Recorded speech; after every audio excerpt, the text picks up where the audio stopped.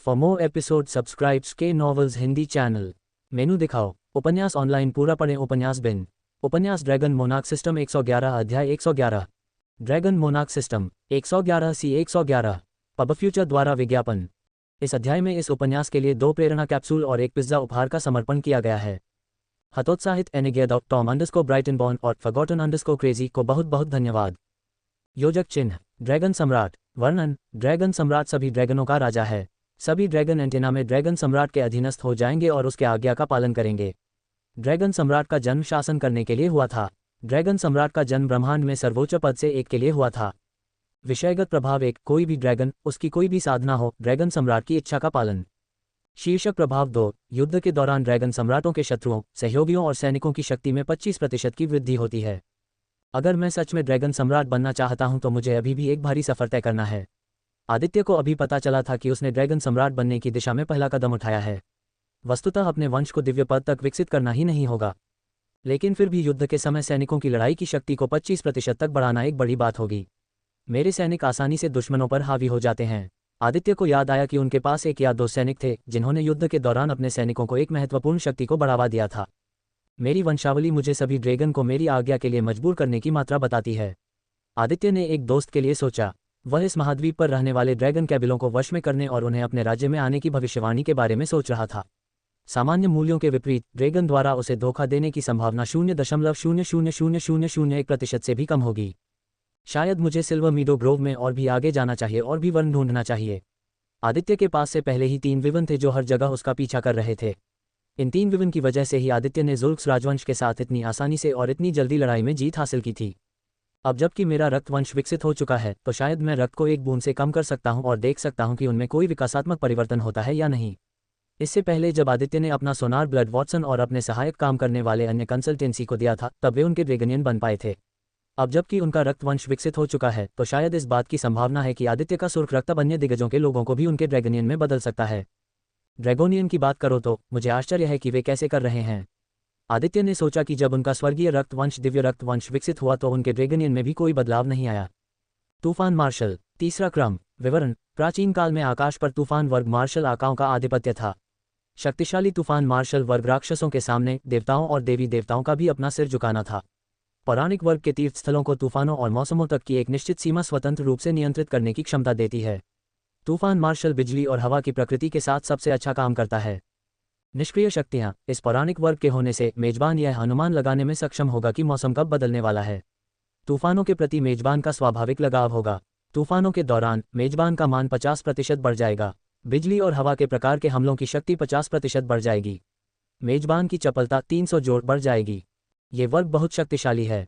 निस्संदेह पूरी दुनिया में सबसे शक्तिशाली पौराणिक वर्गों में से एक है। आदित्य को अपने मान में 50% की वृद्धि की बड़ी बढ़त मिलने के बारे में सोचकर ही उत्साह महसूस हो रहा था। वर्तमान में उसके पास लगभग 3901 जोड़ मान था। अगर उसका मान अचानक 50% बढ़ जाता है तो उसके पास कुल 5851 जोड़ मान होगा, जो वास्तव में बहुत बड़ा है। आदित्य कल्पना भी नहीं कर सकता कि 5851 जोड़ मान का उपयोग करके किया गया बिजली का हमला कितना शक्तिशाली होगा। मैं इस वर्ग से प्राप्त होने वाले 300 जोड़ चपलता निष्क्रिय आंकड़ों को भी अनदेखा नहीं कर सकता। आदित्य को अचानक लगने लगा कि गॉब्लिन आक्रमण एक वरदान था। लाखों गॉब्लिन को मारने के कारण आदित्य को अब लेवल अप करने के लिए शिकार करने के लिए बाहर नहीं जाना पड़ेगा। पब फ्यूचर द्वारा विज्ञापन। लगभग 20 मिनट बाद आदित्य खाने की मेज पर पहुंचा तो उसने पाया कि सभी लोग उसका इंतजार कर रहे थे। गुड मॉर्निंग अंकल, आंटी और जैक। सुप्रभात आदित्य। बड़े भाई, तुम आखिरकार जाग गए। जूलिया का छोटा भाई लिटिल जैक आदित्य को आखिरकार जागता देख बहुत खुश हुआ। इन दिनों छोटा लड़का अपने बड़े भाई के साथ खेलना चाहता है। वह ये भी चाहता था कि उसका बड़ा भाई उसे कुछ लड़ाई के गुर सिखाए, क्योंकि उसने सैनिकों और अपोगेल शहर के नागरिकों से सुना था कि उसका बड़ा भाई कितना शांत है। अपने भाई द्वारा किए गए सभी वीरतापूर्ण कार्यों के बारे में जानने के बाद आदित्य उसका हीरो और उसका आदर्श बन गया था। हेलो जैक, क्या आज तुम्हारा स्कूल है? आदित्य ने जैक और जूलिया के बीच अपनी सीट लेते हुए पूछा। राजकुमारी ने मुंह बनाया क्योंकि उसे याद आया कि कैसे इस बेशर्म आदमी ने उसे चिढ़ाया था। दुर्भाग्य से आज मेरा स्कूल है, लेकिन मैं कुछ घंटे पहले ही वापस आ जाऊंगा। बड़े भाई, जब मैं स्कूल से वापस आ जाऊंगा तो क्या तुम मेरे साथ खेलोगे? छोटे लड़के की चमकती आंखें देखकर आदित्य खुद को मना नहीं कर सका। मुझे अभी भी राजकुमारी के लिए कोई उपहार नहीं मिला है और उसका जन्मदिन भी आने ही वाला है। मैं आज उसके लिए कोई अनोखा उपहार खोजने की योजना बना रहा था। आदित्य उपहार चुनने में अच्छा नहीं है, लेकिन ये देखते हुए कि जूलिया उसके लिए बहुत महत्वपूर्ण व्यक्ति थी, वह कम से कम ये चाहता था कि उसका उपहार अनोखा हो। शायद जैक मेरी मदद कर सकता है। जूलिया का भाई निश्चित रूप से जानता होगा कि उसे क्या पसंद है और क्या नापसंद। आदित्य ने मुस्कुराते हुए पूछा, खेलने के बजाय मैं तुम्हें शहर में खेलने के लिए क्यों नहीं ले जाता? फिर उसने सोफी और एडम की तरफ देखा जैसे कि उनसे अनुमति मांग रहा हो। आखिरकार राजकुमार की सुरक्षा एक बड़ा मुद्दा था क्योंकि वह हॉन और परिवार का अगला मुखिया था। तुम जैक को अपने साथ ले जा सकते हो, लेकिन देर तक बाहर मत रहना। आदित्य ने हल्के से सिर हिलाया और फिर खाना शुरू कर दिया। किसी कारण से सोफी से बात करते हुए उसे एक बूढ़ी औरत याद आ गई जो हमेशा यही शब्द कहती थी। दुर्भाग्य से वह कम उम्र में ही चल बसी। आदित्य को मुश्किल से याद है कि वह कैसी दिखती थी। नाश्ता करने के बाद एडम ड्यूक के रूप में अपने कर्तव्यों का पालन करने के लिए चला गया। इस बीच सोफी अपने कमरे में लौट आई और धीरे धीरे तैयार होने लगी। आज उसे और जूलिया को साम्राज्य की कुलीन महिलाओं द्वारा आयोजित एक पार्टी में आमंत्रित किया गया था। कुलीन वर्ग में इस तरह की पार्टियां बहुत सामान्य थीं। हालांकि ऐसा लग रहा था कि न तो सोफी और न ही जूलिया उस पार्टी में जाने में जरा भी दिलचस्पी ले रही थीं। जूलिया के अनुसार ये पार्टियां अन्य कुलीनों के साथ संबंध बनाने का बेहतरीन तरीका है। महाद्वीप के इस क्षेत्र में इस तरह की पार्टियां बहुत लोकप्रिय थीं। अब मुझे क्या करना चाहिए? आदित्य अकेला रह गया। वह जाकर बूढ़े आदमी टोबियास को खोजने लगा। उसने भूतों के आक्रमण के बाद से उस बूढ़े पिशाच को नहीं देखा था। मुझे खेद है बच्चे, लेकिन अभी मैं व्यस्त हूँ। आदित्य को शहर की दीवारों पर पुराने पिशाच उत्कीर्ण रून मिले। वह एक और रक्षात्मक गठन कर रहा था। पिछले शहर का रक्षात्मक गठन मन लहर द्वारा नष्ट कर दिया गया था। इस समय मुझे नहीं लगता कि तुम्हें मेरी मदद की जरूरत होगी। बस उन नोट्स का अध्ययन करो जो मैंने तुम्हें दिए थे। अपनी प्रतिभा के साथ तुम अंततः कुछ ही दिनों में बिना असफल हुए 3 ऑर्डर रून मंत्र बनाना सीख जाओगे। अभी आदित्य उस बिंदु पर पहुंच गया था जहां उसके 3 स्टार रून मंत्रों के काम करने की संभावना 90% से ऊपर थी। लेकिन ड्रैगन सम्राट संतुष्ट नहीं था। वह 100% तक पहुंचना चाहता था। यही वजह है कि वह बूढ़े लोगों के पास आया। बूढ़े पिशाच की बातें सुनकर बूढ़े लोगों के कुछ शिष्यों ने आदित्य को प्रशंसा भरी निगाहों से देखा। इससे पहले उन्होंने बूढ़े आदमी टोबियास से ही इस प्रतिभाशाली व्यक्ति के बारे में सुना था। ये पहली बार था जब वे उसे देख रहे थे। भूत प्रेतों के आक्रमण के दौरान बूढ़े व्यक्ति ने अपने छात्रों को बड़ी लड़ाई में भाग लेने की अनुमति नहीं दी क्योंकि वह जानता था कि उसके छात्रों में लड़ने की कोई प्रतिभा नहीं है। अपने छात्रों को युद्ध के मैदान में भेजना उन्हें मरने के लिए बलिदान करने जैसा था। ठीक है, अगर मुझे कोई संदेह हो तो क्या मैं अब भी आपके पास आ सकता हूँ? कभी भी बच्चे, और अगर तुम्हारे पास समय हो तो लाइब्रेरी में जाकर एडवांस रून मंत्रों की किताबें पढ़ना न भूलें। मैंने बहुत मेहनत से वे किताबें इकट्ठी की थीं। ठीक है। फिर आदित्य शहर की पश्चिमी दीवार के ऊपर से गायब हो गया। योजक चिन्ह पब फ्यूचर द्वारा विज्ञापन। अपोगिल शहर से करीब 5 किलोमीटर दूर जंगल में एक युवक रहता था जिसका शरीर काले लबादे से ढका हुआ था। उस युवक के लंबे गहरे नीले बाल, आकर्षक लाल आंखें और सुंदर चेहरा था। अभी ड्रैगन सम्राट शहर से बाहर एक दुर्लभ धातु की तलाश में आया था जिसे कुछ डाकुओं द्वारा तस्करी किया जा रहा था। बूढ़े आदमी टोबियास से बात करने के बाद आदित्य महल में वापस चला गया। फिर वह अपने ससुर से मिला जो चाहते थे कि वह डाकुओं की देखभाल करे। यह एडम की ओर से एक अनुरोध की तरह था। मैना मोर्टल, मैना वेव और गॉब्लिन आक्रमण द्वारा किए गए नुकसान ने एडम के हाथों को भरा रखा। उसे सब कुछ से निपटने में सप्ताह या महीने लगेंगे। जूलिया के पिता के पास आदित्य से इस डाकू समूह से निपटने के लिए कहने के अलावा कोई विकल्प नहीं था क्योंकि वह अभी आज़ाद था। आदित्य ये जानने के बाद सहमत हो गया कि ये डाकू दूसरे साम्राज्य से कुछ दुर्लभ धातुओं की तस्करी करने वाले थे। एडम ने आदित्य को तस्करी की गई दुर्लभ धातुओं का एक छोटा हिस्सा रखने देने पर भी सहमति जताई। यह मेरे कुछ नए कौशलों को परखने का भी एक बढ़िया अवसर है। उसकी पीठ पर 2 जोड़ी लाल ड्रैगन पंख दिखाई दिए। अगले ही पल ड्रैगन सम्राट आकाश में उड़ गया और गायब हो गया। तूफान उड़ान। तीसरा क्रम। विवरण। एक विशेष प्रकार का कौशल जो केवल पौराणिक वर्ग स्टॉर्म मार्शल के पास होने के कारण प्रदान किया जाता है। कौशल तूफानों से संबंधित है। इस कौशल की शक्ति को वायु तत्वों का उपयोग करके बढ़ाया जा सकता है। फंक्शन 1। जब ये कौशल सक्रिय होता है तो उपयोगकर्ता की गति 100 जोड़ बढ़ जाएगी। पहले फंक्शन को सक्रिय रखने के लिए प्रति मिनट 20 जोड़ की खपत होगी। फंक्शन 2। जब तूफान आता है तो उपयोगकर्ता की चपलता 200 जोड़ तक बढ़ जाएगी। तूफान में उड़ान भरना सचमुच एक अच्छा कौशल है। आदित्य मुस्कुराया क्योंकि वह कल्पना कर सकता था कि कठिन परिस्थितियों में ये कौशल कितना लाभदायक होगा। बिजली कवच। तीसरा क्रम। विवरण। एक विशेष प्रकार का कौशल जिसका उपयोग उन लोगों द्वारा किया जा सकता है जो स्वतंत्र रूप से बिजली की प्रकृति में हेरफेर कर सकते हैं। फंक्शन 1। उपयोगकर्ता लाइटनिंग तत्व का उपयोग करके एक पारदर्शी लाइटनिंग कवच बना सकता है। लाइटनिंग कवच को सक्रिय रखने के लिए प्रति सेकंड 20 जोड़ मैना की खपत होगी। जब लाइटनिंग कवच बनाया जाता है तो उपयोगकर्ता की रक्षा अत्यधिक बढ़ जाएगी। फंक्शन 2। जब इस कौशल का पहला फंक्शन उपयोग किया जाता है तो उपयोगकर्ता की ताकत 100 जोड़ बढ़ जाएगी। आदित्य ने संतुष्ट मुस्कान के साथ सिर हिलाया।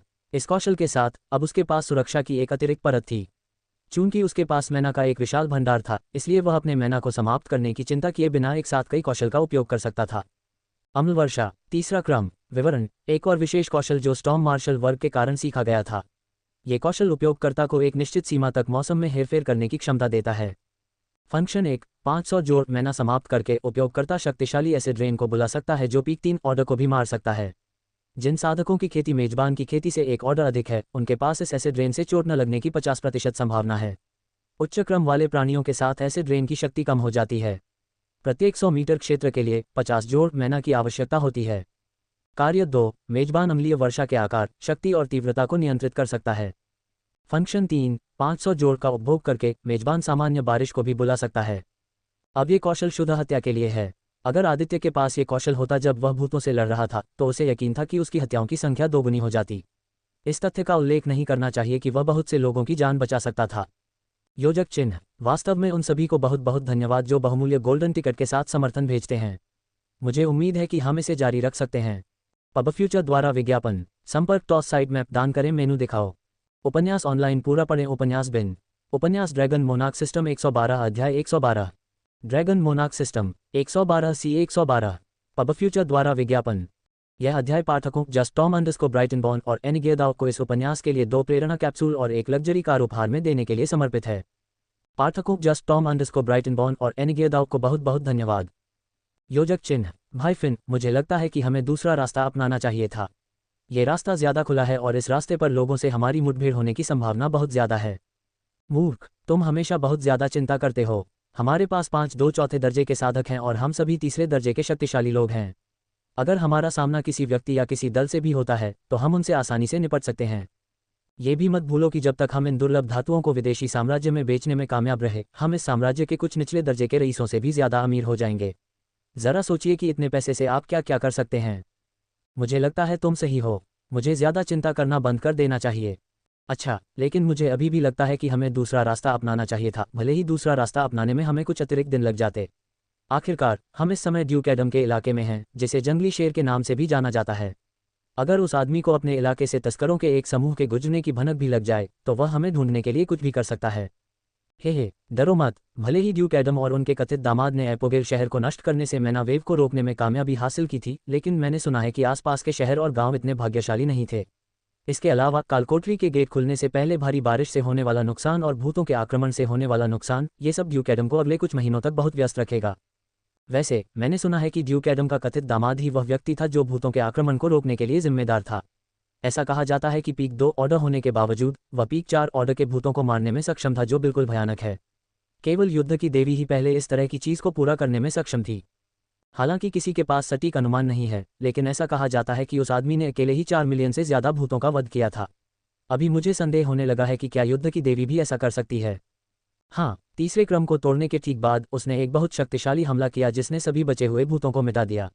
हमला इतना शक्तिशाली था कि कुछ कमजोर एक क्रम के साधक बिजली गिरने की आवाज से ही अपनी चेतना खो बैठे।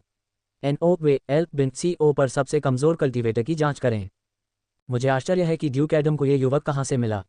अगर वह इतना प्रभावशाली था तो उसका नाम इस महाद्वीप के हर कोने में फैल जाना चाहिए था। मुझे लगता है कि वह किसी दूसरे महाद्वीप से आया हुआ व्यक्ति है। शायद वह वेस्टर्निया से है। अगर लेडी जूलिया और वह आदमी शादी कर लेते हैं तो वे इस महाद्वीप पर सुपर कपल के रूप में जाने जाएंगे। जबकि पत्नी कीमिया की देवी है, पति एक ऐसा जानवर है जो ताकत के मामले में युद्ध की देवी से मुकाबला कर सकता है। भाई, जो भी कहना है कहो, लेकिन मैं यह मानने से इनकार करता हूं कि मनुष्य युद्ध की देवी को हरा सकता है। क्या तुम सब भूल गए हो कि युद्ध की देवी ने अकेले ही 5वें क्रम के 9 साधकों का वध किया था? अगर मुझे सही से याद है तो वह अभी भी 5वें क्रम तक नहीं पहुंची है। जरा सोचो कि जब वह 5वें क्रम पर पहुंचेगी तो कितनी शक्तिशाली होगी। 13 डाकू जो दुष्ट किसान थे, चोरी और लूटपाट करने के लिए एक साथ आए थे। 13 दुष्ट किसान किसी गुट या किसी शक्तिशाली व्यक्ति से संबंधित नहीं थे। उन्हें खेती करने के लिए संसाधनों की आवश्यकता थी जो उन्होंने व्यापारियों को लूटकर प्राप्त किए थे। 13 डाकुओं ने हजारों लोगों की हत्या की है। इन 13 डाकुओं को केवल पैसे की परवाह थी। पबफ्यूचर द्वारा विज्ञापन। वर्तमान में डाकू उत्तर दिशा की ओर जा रहे थे। वे ड्यूक एडम के इलाके से जल्द बाहर निकलना चाहते थे, क्योंकि उन्हें पता था कि जंगली शेर कितना डरावना था। कौन अपने सही दिमाग में जंगली शेर को भड़काना चाहेगा? क्रोधित बिजली। अचानक एक बहुत तेज रोशनी ने 1 सेकंड के लिए उस इलाके में मौजूद हर चीज को अंधा कर दिया। उस तेज रोशनी के बाद 10 किलोमीटर के दायरे में मौजूद हर जादुई जानवर और लोगों ने एक शक्तिशाली बिजली गिरने की आवाज सुनी। डिंग, आपने मध्य 4 क्रम के साधकों को मार दिया है। अनुभव अंक बचा लिए गए हैं। डिंग, तुमने चौथे क्रम के मध्य के साधकों को मार डाला है। क्रोधित बिजली मंत्र। तीसरा क्रम। विवरण। एक और विशेष कौशल जो स्टॉर्म मार्शल क्लास होने के कारण सीखा गया था। यह एक ऐसा विशेष कौशल है जिसने एक बार शक्तिशाली देवी देवताओं को भी नुकसान पहुंचाया था। ये कौशल खो गया था। वर्तमान में मेजबान ही एकमात्र ऐसा व्यक्ति है जिसके पास ये कौशल है। फंक्शन 1, 1000 जोड़ मैना का उपभोग करके उपयोगकर्ता अराजक बिजली के एक शक्तिशाली बोल्ट को बुला सकता है। अराजक बिजली नियमित बिजली की तुलना में दोगुनी शक्तिशाली होती है। नोट: इसका उपयोग हर 4 घंटे में एक बार किया जा सकता है। यह एक अच्छा कौशल है। एक आकृति गाड़ी के ठीक सामने उतरी जिसे अग्नि घोड़ा खींच रहा था। अब जब मैं डाकुओं से निपट चुका हूं तो मुझे उन दुर्लभ धातुओं का एक छोटा हिस्सा रखने को मिला है जिनकी तस्करी ये डाकू कर रहे थे। आदित्य ने पाया कि उसके हमले ने डाकुओं के शरीर को राख में बदल दिया था। उसने गाड़ी के किनारे पड़ी स्टोरेज रिंग को उठाया जिसमें उसे डाकुओं द्वारा तस्करी की गई दुर्लभ धातुएं मिलीं। वे बहुत अमीर हैं। जब आदित्य ने स्टोरेज रिंग के अंदर झांका तो वह स्टोरेज के अंदर दुर्लभ धातुओं की संख्या देखकर हैरान रह गया। वहां अलग अलग तरह की दुर्लभ धातुएं थीं जिनके अलग अलग गुण थे। योजक चिन्ह, दृश्य परिवर्तन अंडरस्कोर, दस्तक, कौन है? आदित्य ने चिड़ी हुई आवाज सुनी। क्या तुम पहले दरवाजा खोल सकते हो? आदित्य ने पूछा। अगर आप कोई ऐसा व्यक्ति हैं जो नया हथियार बनवाना चाहता है तो आप जा सकते हैं। मैं बाहरी लोगों के लिए हथियार नहीं बनाता। अभी आदित्य ऑनर्ड हाउस के लोहार के पास आया हुआ था। लोहारों को केवल उसी गुट के लिए हथियार और कवच बनाने की अनुमति थी जिससे वे संबंधित थे। कुछ सेकंड की खामोशी के बाद बूढ़े ने आंखें खोलीं और आदित्य की बात सुनी। मेरा नाम आदित्य है। पब फ्यूचर द्वारा विज्ञापन। अगले कुछ सेकंड तक आदित्य को कोई जवाब नहीं मिला। क्लिक करें। लोहे के दरवाजे खोलते ही आदित्य ने एक बूढ़े बौने को देखा जो केवल 1.2 मीटर लंबा था और उसका शरीर मांसल था। बौने की दाढ़ी लंबी थी और बाल झड़ चुके थे। उसने अपने दाहिने हाथ में शराब की बोतल पकड़ी हुई थी। आदित्य को तुरंत पता चल गया कि जब उसने दरवाजा खटखटाया तो वह बूढ़ा आदमी शराब पी रहा था और यही वजह थी कि वह इतना परेशान लग रहा था। दरवाजा खोलने के बाद बूढ़ा बौना कुछ नहीं बोला। वह आदित्य के चेहरे को घूरता रहा।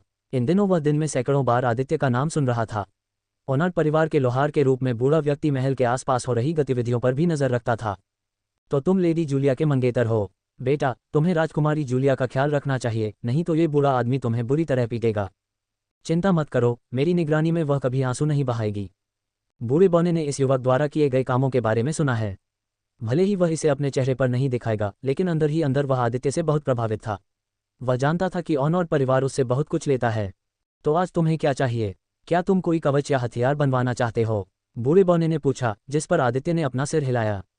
जवाब देने के बजाय आदित्य ने गहरे नीले रंग के क्रिस्टल का एक छोटा चौकोर टुकड़ा निकाला। ये 4 स्टार मैना क्रिस्टल है। तुम्हें इतनी दुर्लभ धातु कहाँ से मिली? आदित्य के हाथ में ये क्रिस्टल देखकर बूढ़ा बौना बहुत उत्साहित हुआ। आदित्य ने रहस्यमयी ढंग से जवाब में मुस्कुराया। मान लीजिए कि मैंने थोड़ी मेहनत से यह 4 स्टार मैना क्रिस्टल कमाया है। वैसे क्या आपको लगता है कि आप इस मैना क्रिस्टल का उपयोग करके मेरे लिए एक पेंडेंट बना सकते हैं? बूढ़े बौने ने आदित्य के हाथ से मैना क्रिस्टल लिया और 1 मिनट तक क्रिस्टल की गुणवत्ता की जांच की। बेशक, मैं कर सकता हूँ। मैं इस मैना क्रिस्टल से 4 सितारा पेंडेंट बना सकता हूँ। जब तक आप रून जादू जोड़ते हैं, ये 4 सितारा पेंडेंट 4 सितारा आर्टिफैक्ट के रूप में भी काम करेगा। आदित्य मुस्कुराया क्योंकि उसके मन में भी यही था। बहुत बढ़िया। इस पेंडेंट को बनाने में तुम्हें कितना समय लगेगा? बूढ़े बौने ने जवाब देने के बजाय अपनी आंखें सिकोड़ लीं। उसने एक पल के लिए आदित्य के चेहरे को देखा। तुम ये पेंडेंट लेडी जूलिया को देने की योजना बना रहे हो? आदित्य ने सिर हिलाया क्योंकि उसके पास छिपाने के लिए कुछ भी नहीं था। हाँ, कृपया इसे गुप्त रखें। हा, बच्चे, तुम मुझे मेरे बचपन की याद दिलाते हो। चिंता मत करो, मैं इस 4 स्टार मैना क्रिस्टल से सबसे बढ़िया पेंडेंट बनाऊंगा। तुम पेंडेंट लेने के लिए कल आ सकते हो। बूढ़े बौने को धन्यवाद कहने के बाद आदित्य चला गया। बाकी के 5 दिन बहुत जल्दी बीत गए। उन 5 दिनों में हर कोई काम में व्यस्त था। आदित्य ने अपने रून कौशल का अभ्यास करने पर ध्यान केंद्रित किया। जूलिया और उसकी नौकरानी पैगी लगातार गोलियां बना रही थी, जिससे उनकी गोलियों का भंडार बढ़ रहा था। एडम और सोफी जूलिया के जन्मदिन में व्यस्त थे। इस साल साम्राज्य से और साम्राज्य के बाहर से भी रईस जूलिया के जन्मदिन में शामिल होने वाले थे। एडम और सोफी को यह सुनिश्चित करने की जरूरत थी कि सब कुछ ठीक रहे, खासकर शहर की सुरक्षा के मामले में। योजक चिन्ह। प्रातःकाल। आदित्य, आज तुम जो पहनने वाले हो वह मैंने तैयार कर लिया है। तुम जाकर देख क्यों नहीं लेते? ठीक है। जूलिया के बारे में क्या? वह अपने दोस्तों के साथ कुछ समय बिताने बाहर गई है। वह शाम से पहले वापस आ जाएगी। पार्टी देर शाम शुरू होने वाली थी। योजक चिन्ह। वास्तव में उन सभी को बहुत बहुत धन्यवाद जो बहुमूल्य गोल्डन टिकट के साथ समर्थन भेजते हैं। मुझे उम्मीद है कि हम इसे जारी रख सकते हैं। पब फ्यूचर द्वारा विज्ञापन। संपर्क टॉस साइट मैप दान करें, मेनू दिखाओ। उपन्यास ऑनलाइन पूरा पढ़ें। उपन्यास बिन। उपन्यास ड्रैगन मोनार्क सिस्टम 113 अध्याय 113। Dragon monarch system 113 C 113।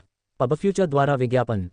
यह अध्याय पाठकों YAM_WAN_5538 टॉम_ब्राइटनबॉर्न और एन गियरडाउ को इस उपन्यास के लिए 2 प्रेरणा कैप्सूल और एक आइस कोला उपहार में देने के लिए समर्पित है। पाठकों yam_van_5538 tom_brighton और एनिगेदाओ को बहुत बहुत धन्यवाद। योजक चिन्ह प्रातःकाल। आदित्य, आज तुम जो पहनने वाले हो वह मैंने तैयार कर लिया है। तुम जाकर देख क्यों नहीं लेते? ठीक है। जूलिया के बारे में क्या? वह अपने दोस्तों के साथ कुछ समय बिताने के लिए बाहर गई थी। वह शाम से पहले वापस आ जाएगी। पार्टी देर शाम शुरू होने वाली थी। आदित्य के पास अभी भी कई घंटे थे। ठीक है, मैं जनरल एडी के साथ तलवारबाजी का अभ्यास करने जा रहा हूँ। चूंकि उसके पास करने के लिए और कुछ नहीं था, इसलिए वह प्रशिक्षण मैदान में जाकर कुछ प्रशिक्षण ले सकता था। जनरल एडी जैसे किसी व्यक्ति से लड़ना मज़ेदार और आनंददायक था।